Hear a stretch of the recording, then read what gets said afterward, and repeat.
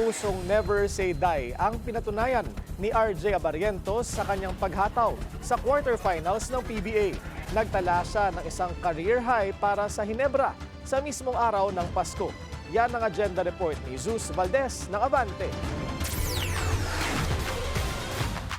Umabante ang career game ni RJ Abarientos para buhayin ang kampanya ng Barangay Ginebra San Miguel matapos talunin ang Converge Fiver Xers 105-85 sa PBA Season 50 Philippine Cup quarterfinals kagabi araw ng Pasko sa Smart Araneta Coliseum. Nagtala ang reigning Rookie of the Year ng career high 35 points kasama ang 4 na assists, 3 rebounds at 2 steals para itulak ang serye sa isang winner-take-all game sa linggo. Nag-ambag din para sa Ginebra si Japet Aguilar ng 16 points habang naglista si Scotty Thompson ng triple-double na 13 points, 12 rebounds at 10 assists. Para sa Converge, nagtala si Justin Baltazar ng 19 points at 13 rebounds. Nilimitahan ng Gene Kings ang Converge sa 85 points kabilang ang pagpigil kay Juan Gomez de Liano sa 9 na puntos matapos ng 32-point outburst niya laban sa Ginebra sa eliminations.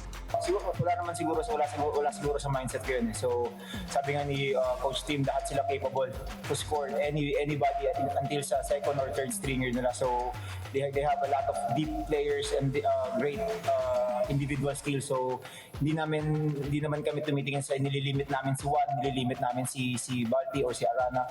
We're not looking for that. We're just limiting them na parang makapag-contribute, not on individual. So we're glad and we're happy na na-contribute namin lahat, especially on defense.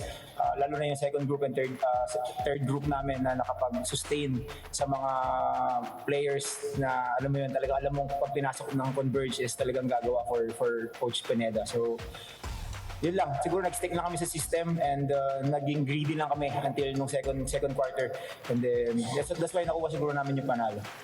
Tuluyan namang umusad sa semifinals ang defending champions na San Miguel Beermen matapos pabagsakin ng NLEX Road Warriors 101-94. Nagtapos si Junmar Fajardo na may 26 points at 23 rebounds habang nag-ambag sina Jericho Cruz ng 18, Trollano ng 17 at Perez ng 14. Nanguna naman si Robert Bolick sa NLEX sa 31 points. Magpapatuloy ang aksyon sa linggo para sa do-or-die game ng Ginebra at Converge na ang mananalo ay haharap sa San Miguel Beermen. Para sa agenda, Zeus Valdez, Abante.